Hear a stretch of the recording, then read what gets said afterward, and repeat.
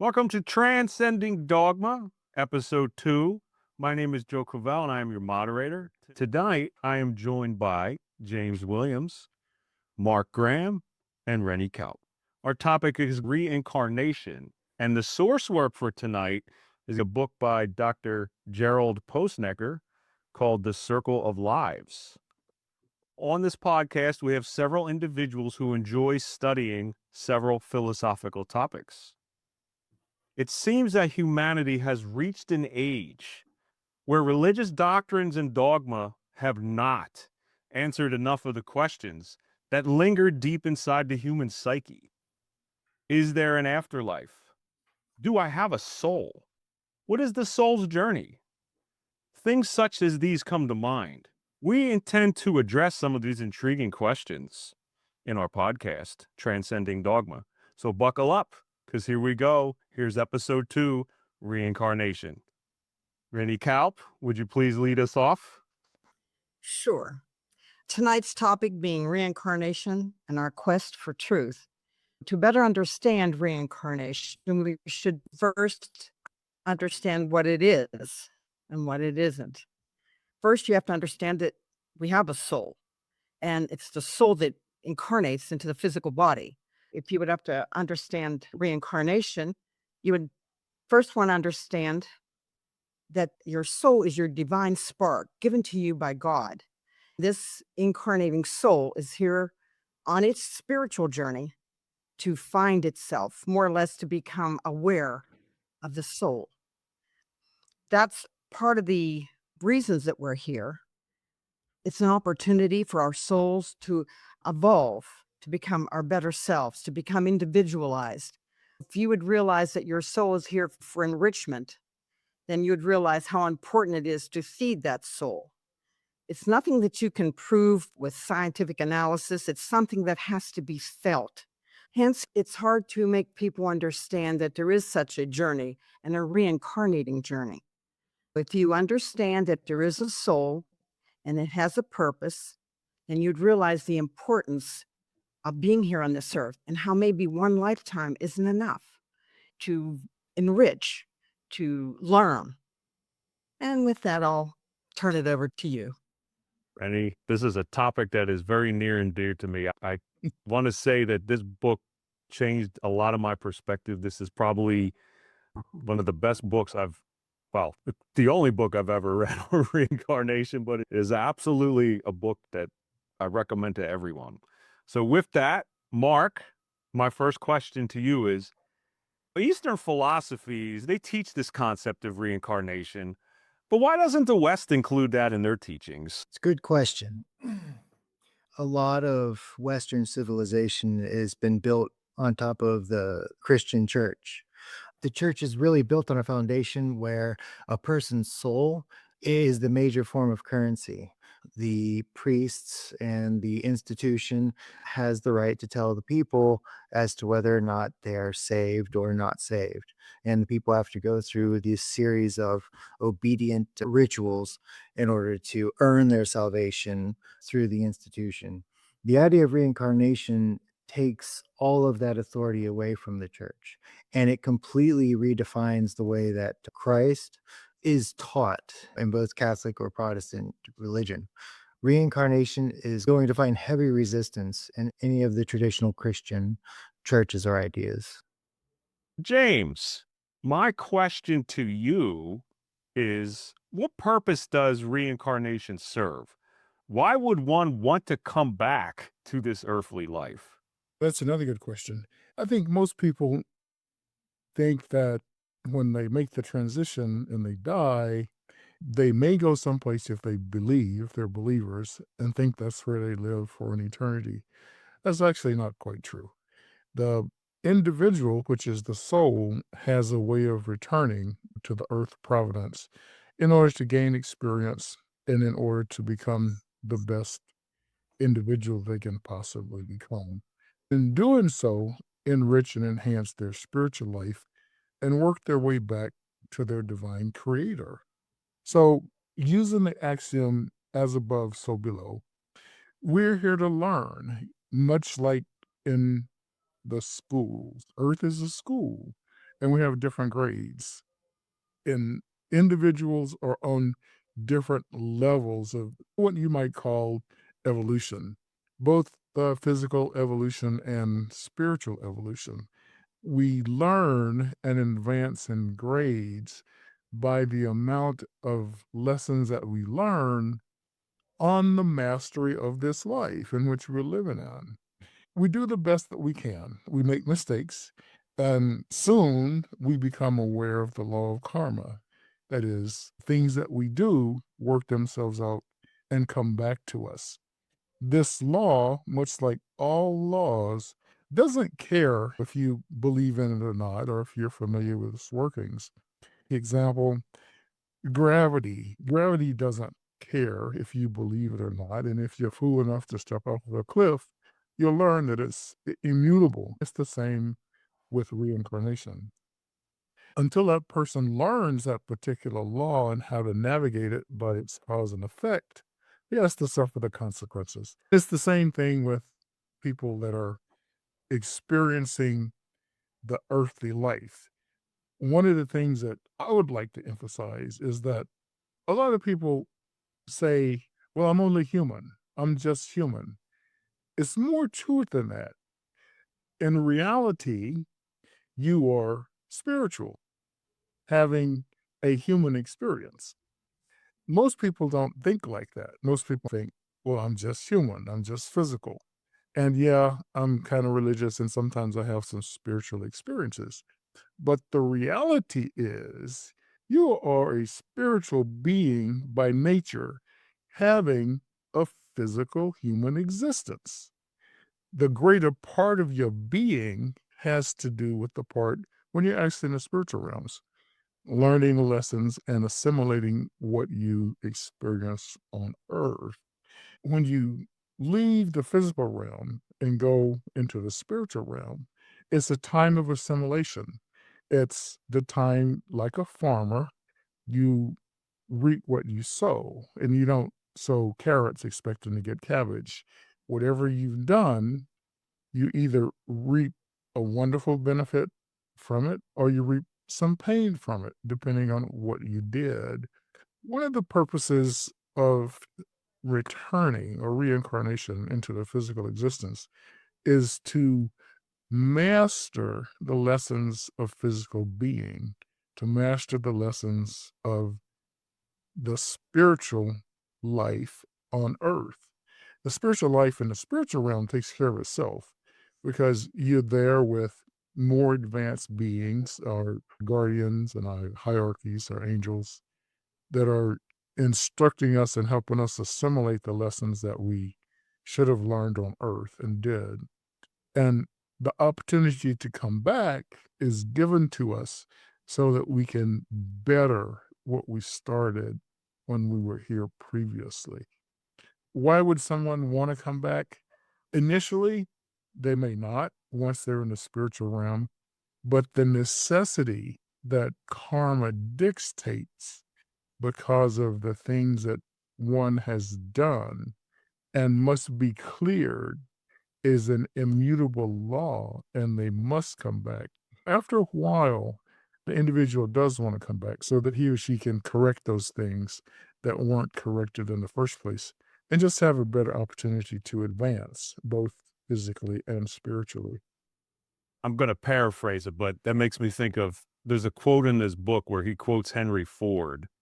And to the extent that Henry Ford said something to the extent, I was relieved to learn about reincarnation because then I didn't have to get everything done in one life. And that was a quote I really liked and I used. Yeah, yeah. It's a two-edged sword because on one hand, some people might take for granted that they did a lot of good things in previous lives and they might not have to do so well in this life. And so they might not progress as well. And then thinking about having the opportunity to come back again can also be a deterrent to making serious spiritual effort to not make mistakes because the individual may think, well, I'll have another chance to do it right next time. And that may be one of the reasons why Western religious traditions never taught reincarnation, People may think that, well, I can do this over again, and next time I'll get it right. I don't have to worry about it this time. But you're getting yourself in trouble if you don't take care of opportunities as they arise, because the next time it gets more complicated, it gets more difficult. Do the little things well, and then you'll do the greater things well. If you start doing little things poorly, then you do big things poorly. And before you know it, you've accumulated a great burden that's not easily relieved. And so it makes reincarnation a little bit more challenging. I love it. Renny, do we get to choose our parents? Good question. I think there probably are souls that after they've evolved enough, they may get to choose their parents. While you're here on this earth in this incarnation, you might even think of preparing for the next life, but it's your soul who really chooses the parents. It knows what lessons it needs, and it'll come into the atmosphere, the environment that it needs for the best growth. Sometimes that growth might be on a dung heap, but our rose can grow on a dung heap.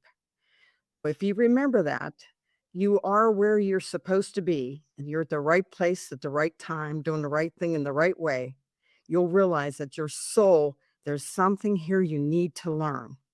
It would be hard to tell that to anyone who's going through a horrible existence. However, if you can back off, don't make any judgments, and allow that soul to grow where it was planted, it has the greatest opportunity. Sometimes the greatest adversity allows for the greatest growth. There's no compensation to the person going through the pain or suffering. However, that little soul has chosen that path. James has said, we are drawn to the circumstance through past indebtedness, and it's an opportunity to pay back. Maybe you can pay it all back at once if you can handle it. That your soul makes that choice, or it's made for you by the universe, by the karmic indebtedness that you have. It pulls you into that situation. Where there is need, there is always an opportunity for growth. If that's the best way to understand it, I think. If you remember that, then for the next incarnation and you want to attract good parents, then be one. If you want to attract a good environment, provide one. You can do a lot on this side before you even pass over. I was once told that sometimes the greatest challenges come with the greatest amount of wealth. What good is wealth without health? There's a lot of challenges. And sometimes you just grow fat and lazy and you waste opportunities. It's too easy. Sleep through that lifetime. It's just something to think about.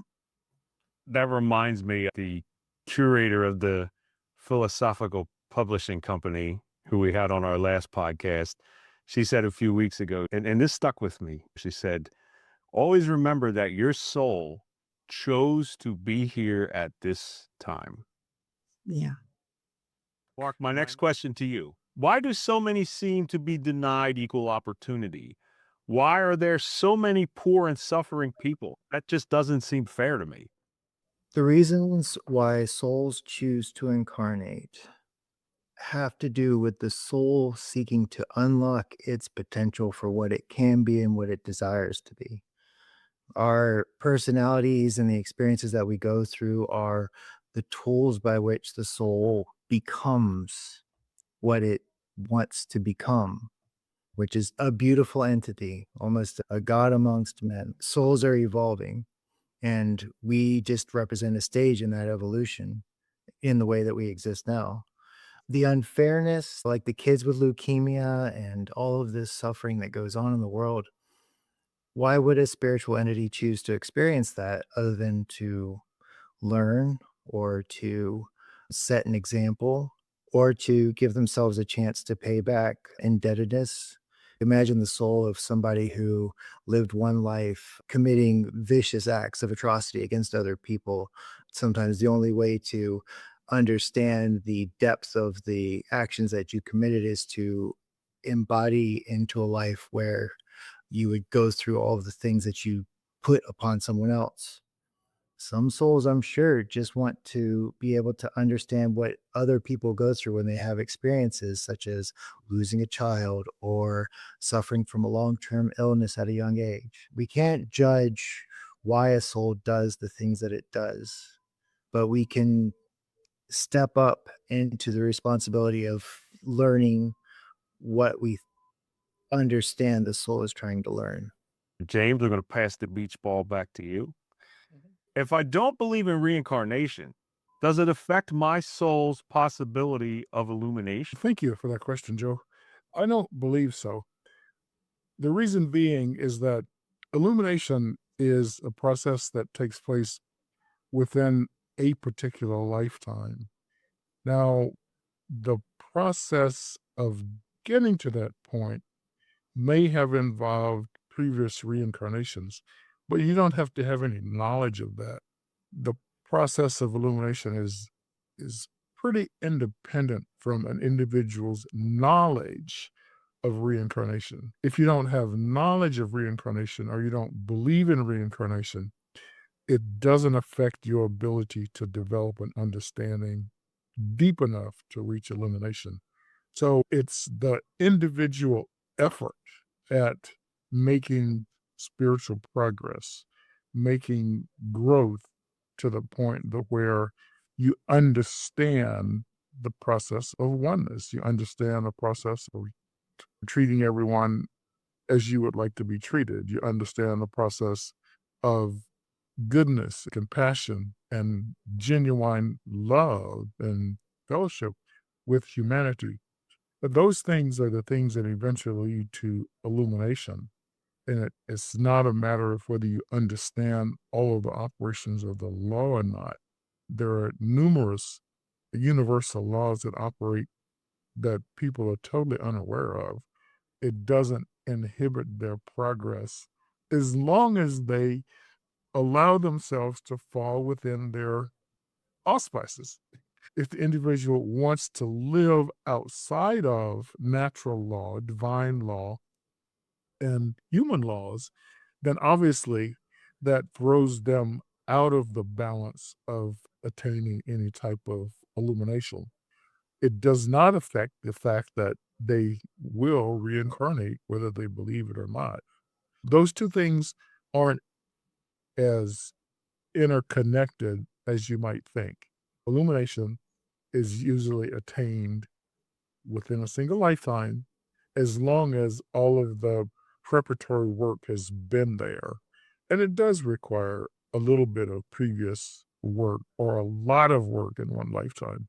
But one of the things that does happen in our process of reincarnation is that you assimilate and save within the seed of your soul those experiences. And again, that's one of the reasons why we have prodigies and we have geniuses. We have people that have shown remarkable abilities within one lifetime.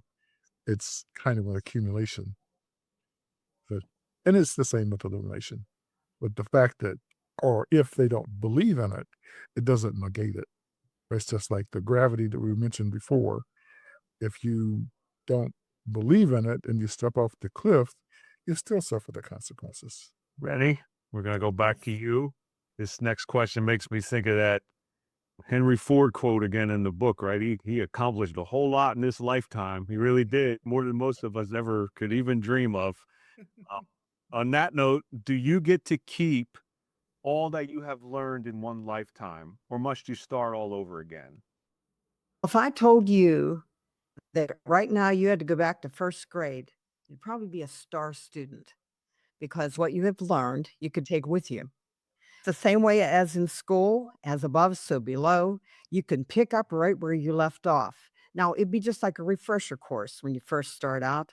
If you got that magnetic quality within you, you will attract to you all the circumstances necessary for this next life. You'll get to keep what you've learned, providing you use it well. For instance, Mozart, when he came back, he didn't come back to a farmer. His little soul attracted, came right back into a family that would put a violin and a bow in his hand at age 3. He came back to an environment that could foster that talent. The same way with our enlightened souls. If you take care of your soul, if you feed and nurture that soul, it will come back to a situation that will allow it to progress. So yes, you'll get to keep and you'll access, kind of like in your Akashic records, you'll access all you've had in the past will be able to come forth. All you have to do is get out of the way.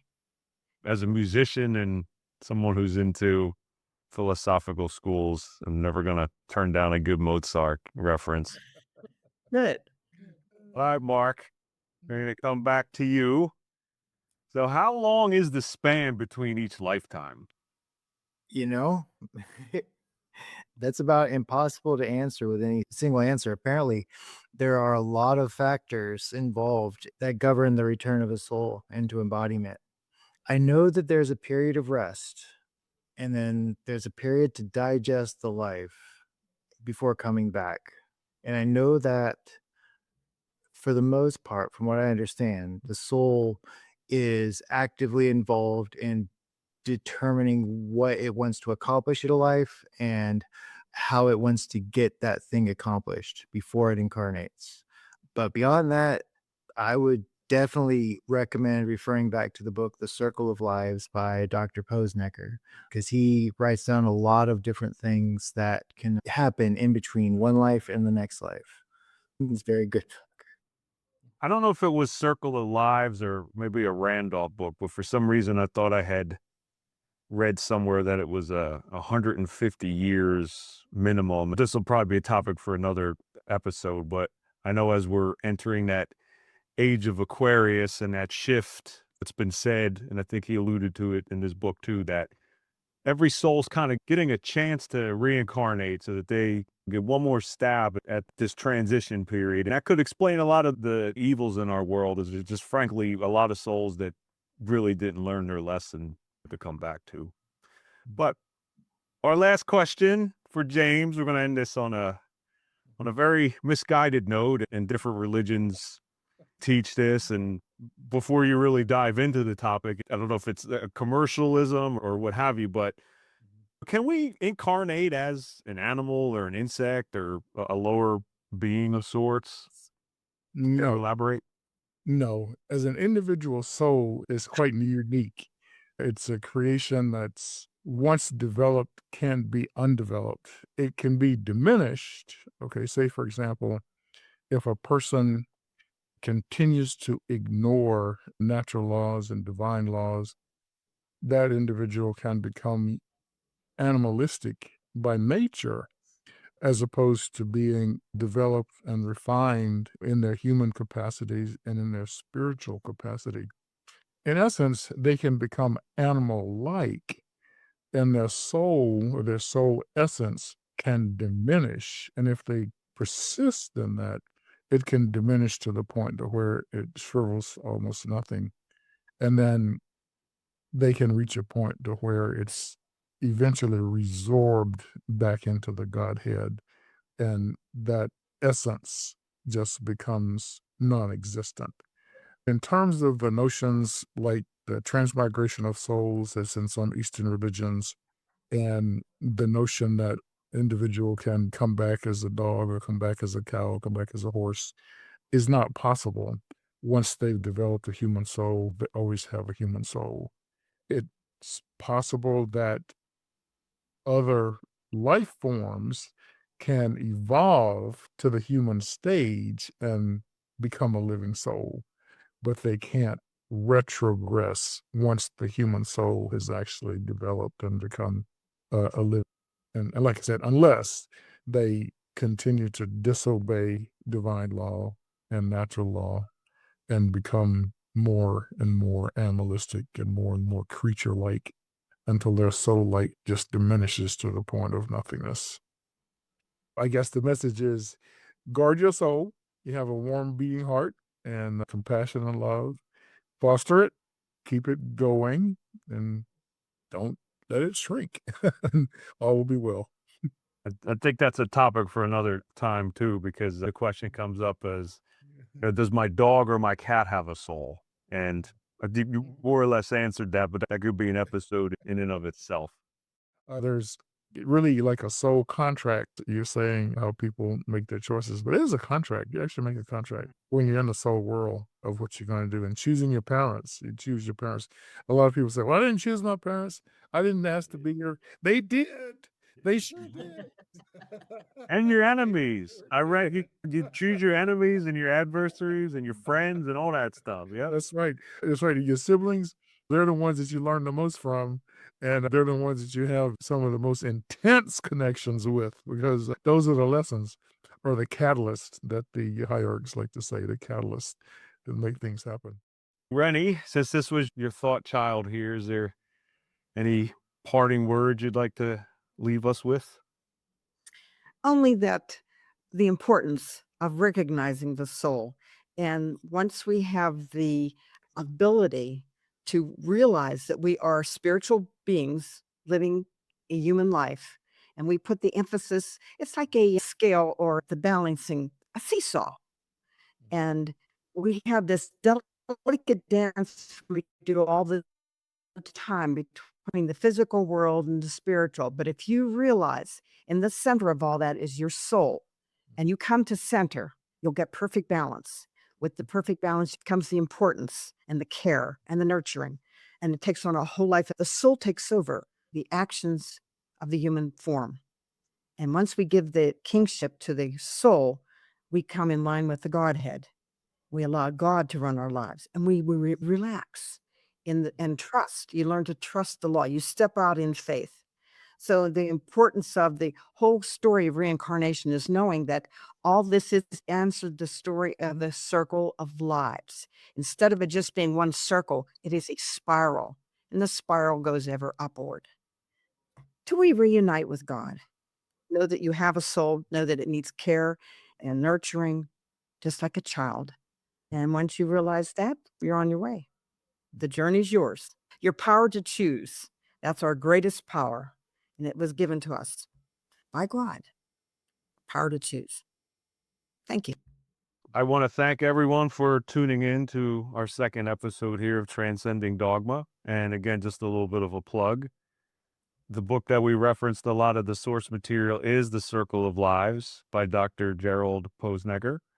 And you can get your own copy. We prefer you not go on Amazon, because if you get it directly through the bookstore, it benefits the cause and the podcast.